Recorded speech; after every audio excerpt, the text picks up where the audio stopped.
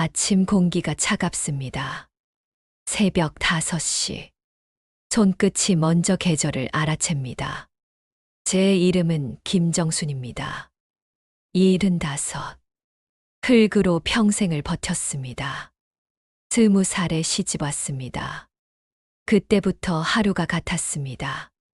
새벽 4시 기상, 밤 10시 취침, 비가 와도 나갔습니다. 눈이 와도 나갔습니다. 남편은 35에 떠났습니다. 그날 이후 저는 두 아들의 두 다리가 됐습니다. 큰아들 민수, 작은 아들 민호. 이 아이들을 서울로 보내겠다고 마음을 세웠습니다. 민수가 말했습니다. 엄마, 농사 지을래요. 저는 조용히 답했습니다. 아니, 너는 책을 잡아라. 그날 밤 손전등 불빛 아래 마늘대를 다듬었습니다. 손톱 밑으로 흙이 파고들었습니다. 하지만 마음은 단단해졌습니다. 고추를 말렸습니다. 벼를 털었습니다. 마늘을 묶었습니다. 벌어들인 돈은 전부 교육비로 흘려보냈습니다. 그때 저는 알았습니다. 흙도 정직하면 금이 된다는 걸. 기적 같은 소식이 왔습니다. 두 아이 모두 서울대. 동네가 술렁였습니다. 정순이 대단해. 그 말 한마디에 허리의 통증이 잠시 사라졌습니다. 세월이 흘렀습니다. 민수는 대기업에 들어갔습니다. 민호는 공무원이 됐습니다. 손주들이 전화를 걸어왔습니다. 할머니, 서울 오세요. 그 말이 그렇게 좋을 수가 없었습니다. 하지만 몸은 솔직했습니다. 허리는 묵직했고 무릎은 밤마다 시렸습니다. 작년 겨울 빙판에 미끄러졌습니다.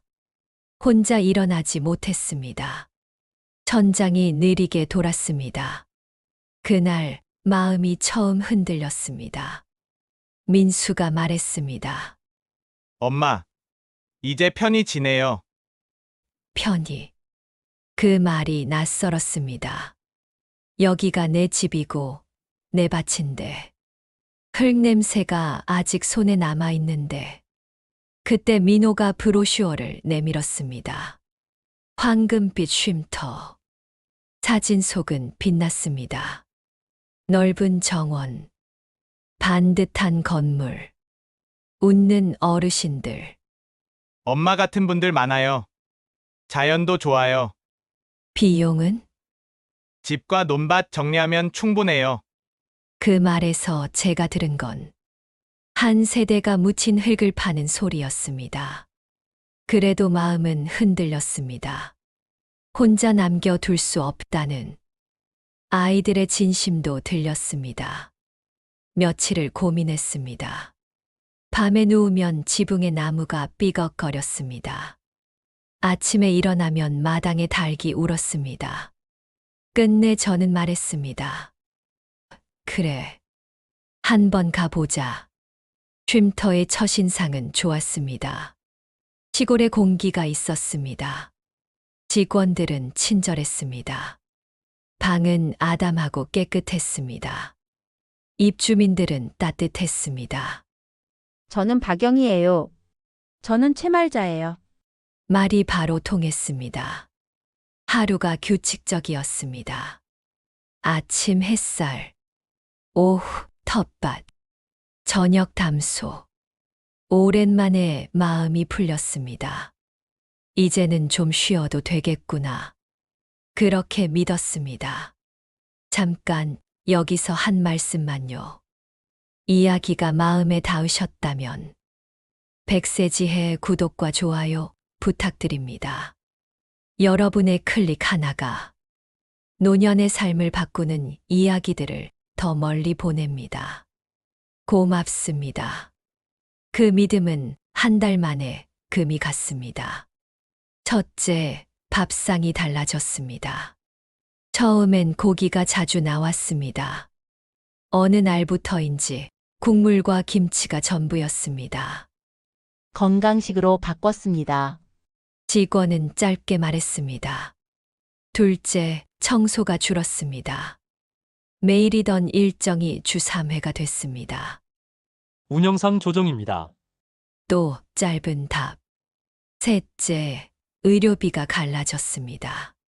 허리가 아파 의무실에 갔습니다. 물리치료는 별도예요. 처음 계약된 포함이라 했습니다. 기본만요. 말끝이 차가웠습니다. 그 즈음 한 분이 들어오셨습니다. 서울에서 오신 정미라 씨. 직원들의 태도가 달랐습니다. 특실로 모실게요. 같은 식당, 다른 메뉴. 같은 감기, 다른 처우. 저는 물었습니다. 왜 우리는 다르죠? 관리실은 이렇게 말했습니다. 할인 요금이시잖아요. 할인. 처음 듣는 단어였습니다. 계약서를 다시 보았습니다. 아주 작은 글씨. 확실히 적혀 있었습니다. 그 밤 잠이 오지 않았습니다. 속은 기분이었습니다. 다음 날 영희에게 말했습니다. 우리가 2등급이래. 영희는 분노했습니다. 돈을 내고도 사람 취급을 못 받네. 하지만 나갈 곳이 없었습니다. 집과 밭을 이미 떠났습니다. 그때 사건이 터졌습니다. 오후 영희가 쓰러졌습니다. 직원은 말했습니다. 좀 지켜보죠. 저는 외쳤습니다. 지켜볼 일이 아닙니다. 119를 직접 불렀습니다. 다행히 살아났습니다. 하지만 저는 알았습니다. 이곳의 우선순위에서 우리가 어디에 있는지. 병원비는 개인 부담이었습니다. 프리미엄은 전액 지원입니다. 그 말 하나로 마음이 정리됐습니다. 이제는 물러서지 않기로. 그날 밤 저는 결심했습니다. 증거를 모으자. 기록하자. 흙은 거짓말을 하지 않는다. 삶도 마찬가지다. 수첩을 폈습니다. 날짜를 적었습니다. 메뉴를 적었습니다. 대화를 적었습니다. 차별의 순간들을 하나하나 묶었습니다. 손은 떨렸지만 글씨는 곧아졌습니다. 그리고 저는 알게 됩니다. 이 이야기는 한 노인의 서러움이 아닙니다. 우리 모두의 노후에 관한 문제입니다.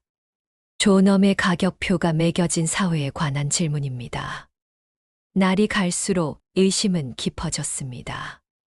밥상, 청소, 의료. 하루하루 작은 불편이 쌓였습니다.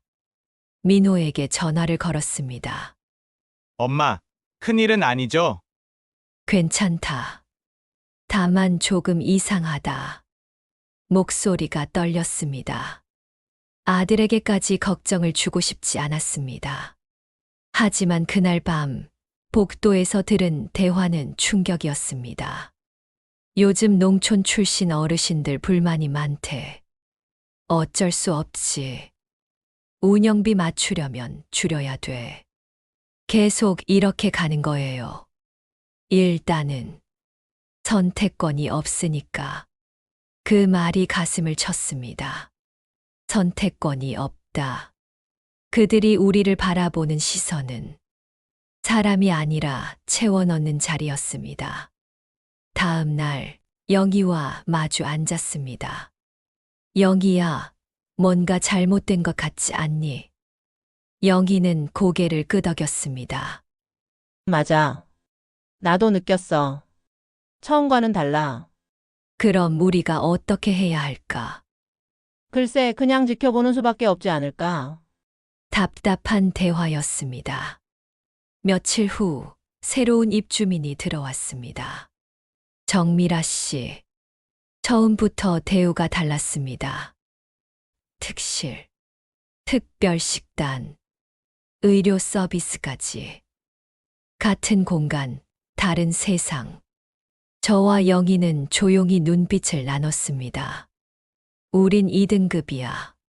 그 말이 목구멍에서 맴돌았습니다. 시간이 흐르며 불만은 커졌습니다. 하지만 직접 따지면 돌아오는 대답은 같았습니다. 운영상 조정입니다. 비용 차이 때문입니다.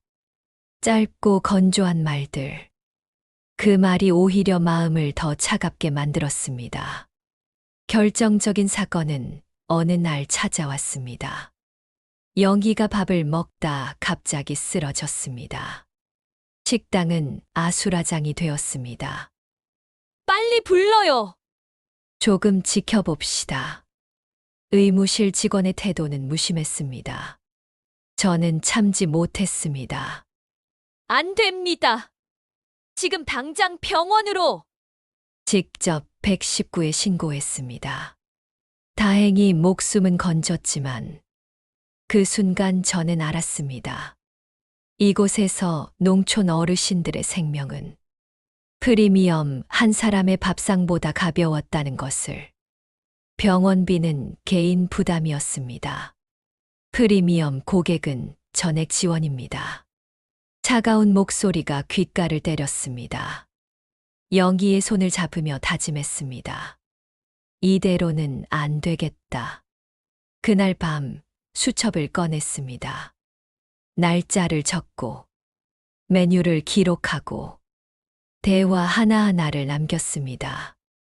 흘처럼 정직하게 사실대로만. 흙은 거짓말을 하지 않는다. 삶도 그렇다. 기록은 힘이 된다. 그 믿음으로 펜을 움직였습니다. 며칠 뒤 뜻밖의 인물이 다가왔습니다. 청소 직원 김지연 씨였습니다. 조용히 귓속말을 했습니다. 할머니, 잠깐 이야기 나눌 수 있을까요? 저는 긴장했습니다. 무슨 일이에요? 저 할머니들 편이에요. 그 말에 가슴이 뛰었습니다. 지연 씨는 낮은 목소리로 말했습니다. 저도 운영 방식이 마음에 안 들어요. 너무 불공정해요. 원하시면 내부 자료를 보여드릴 수 있어요. 저는 놀라 눈을 크게 떴습니다. 정말요? 네. 위험하지만 그냥은 못 참겠어요. 며칠 뒤 지연 씨는 두툼한 봉투를 건넸습니다. 입주자별 차등표, 운영비 내역서, 그리고 가장 충격적인 문서, 경영진 회의록. 거기엔 이렇게 적혀 있었습니다. 농촌 출신 어르신은 2년 내 퇴소 유도, 프리미엄 고객으로 교체, 할인 요금은 미끼일 뿐. 읽는 순간 손이 떨렸습니다. 처음부터 속임수였습니다. 우리는 고객이 아니라 빈자리 채우기용이었습니다. 더 끔찍한 사실도 있었습니다. 보증금, 운용 내역. 우리 돈을 외부 사업에 투자했더군요. 그리고 실패했습니다. 손실을 메우려 우리에게 비용을 전가한 것이었습니다. 그날 밤 영희와 최말자 할머니를 불렀습니다. 모두 둘러앉았습니다. 종이를 탁자 위에 펼쳤습니다. 여러분, 이게 진실입니다. 눈물이 돌았습니다. 우리가 속았네. 우리를 사람으로 보지 않았어. 분노가 방 안을 가득 채웠습니다. 잠시 침묵이 흘렀습니다. 저는 고개를 들고 말했습니다. 우린 기록을 했습니다. 증거도 모았습니다. 이제 세상에 알려야 합니다. 그 순간 모두의 눈빛이 달라졌습니다. 두려움은 아직 남았지만 그보다 더 큰 힘이 싹트고 있었습니다.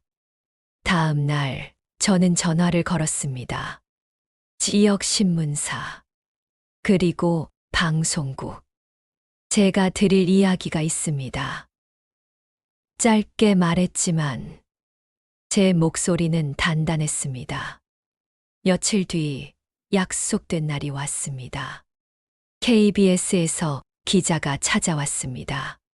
젊은 여성이었는데 눈빛이 진지했습니다. 할머니, 직접 겪으신 일이 맞습니까? 저는 수첩을 내밀었습니다. 네. 날짜별로 기록한 겁니다. 한 장 한 장 넘길 때마다 기자의 얼굴이 굳어갔습니다. 옆에서 김지연 씨가 말했습니다. 저도 증언하겠습니다. 내부 직원으로서 직접 봤습니다.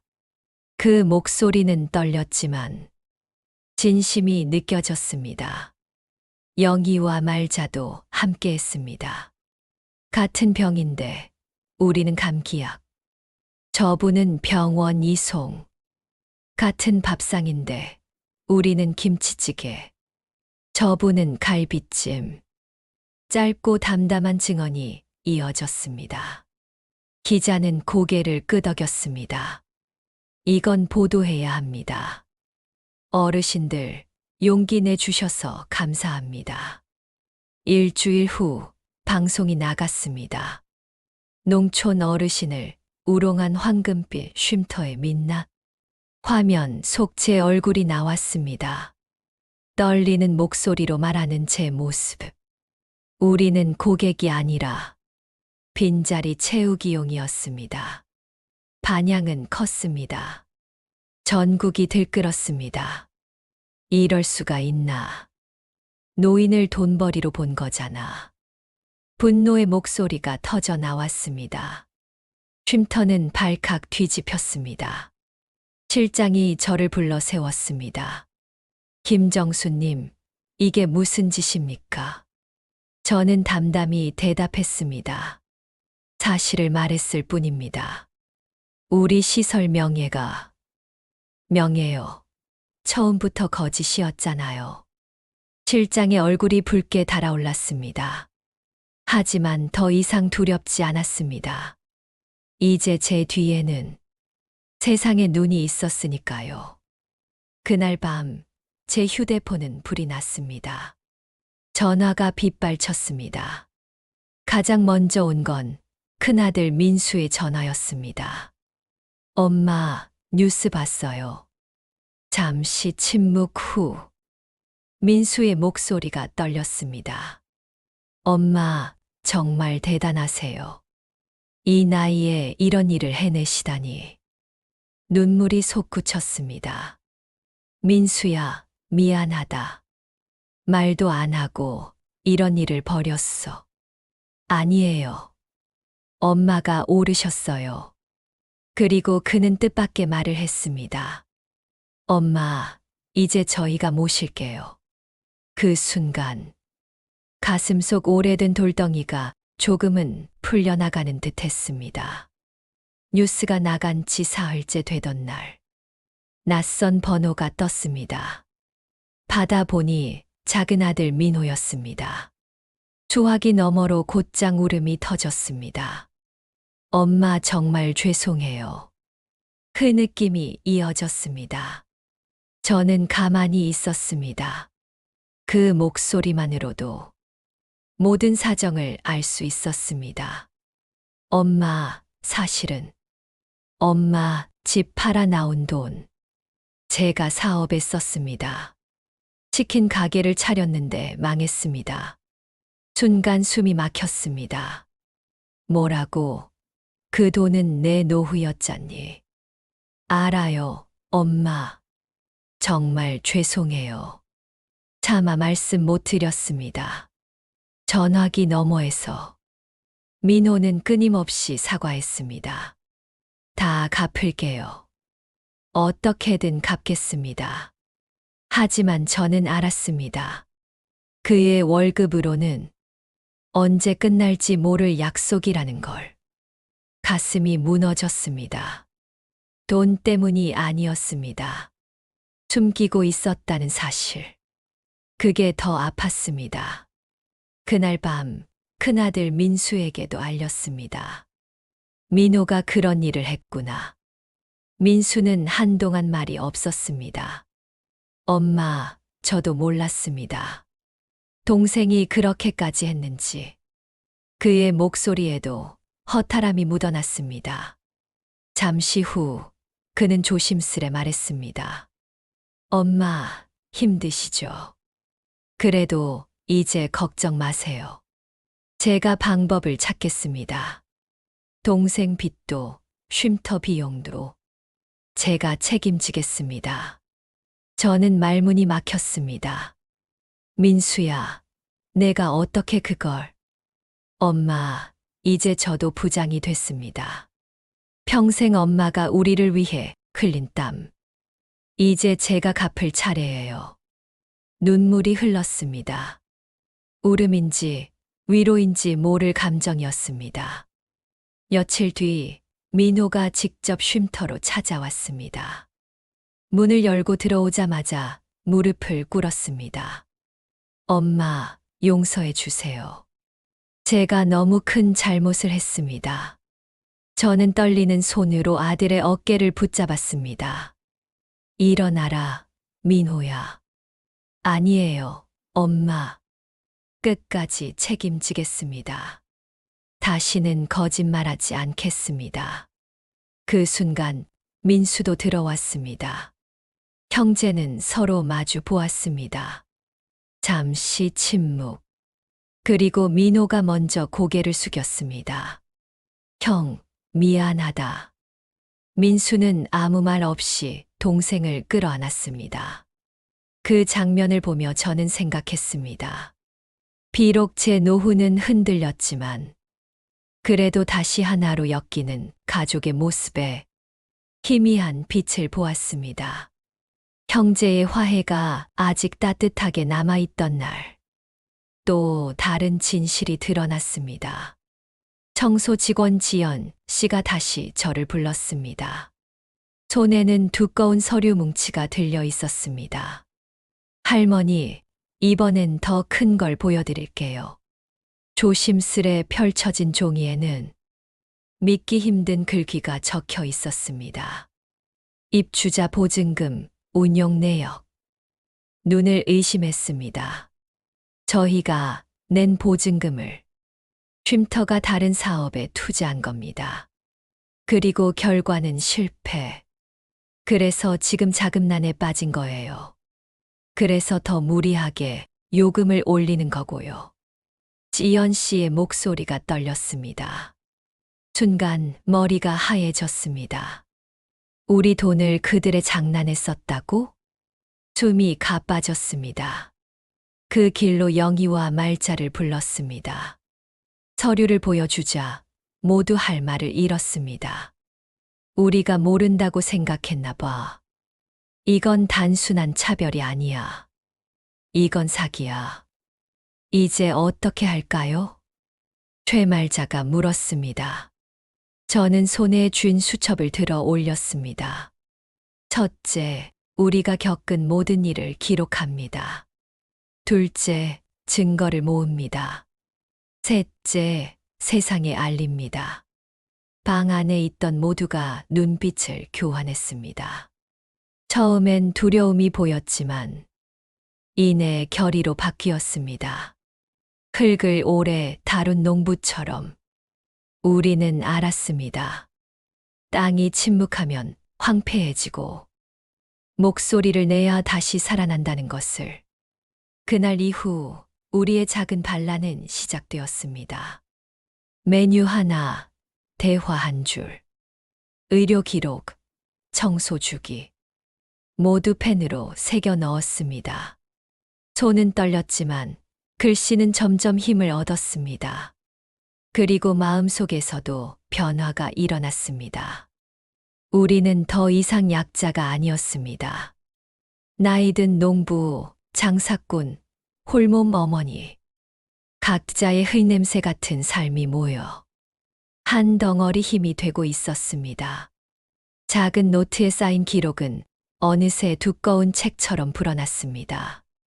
날짜, 메뉴, 진료, 직원들의 태도. 모두 빼곡히 적혀 있었습니다. 영희는 말했습니다. 우리가 이만큼 모았어. 이제 뭐 하지?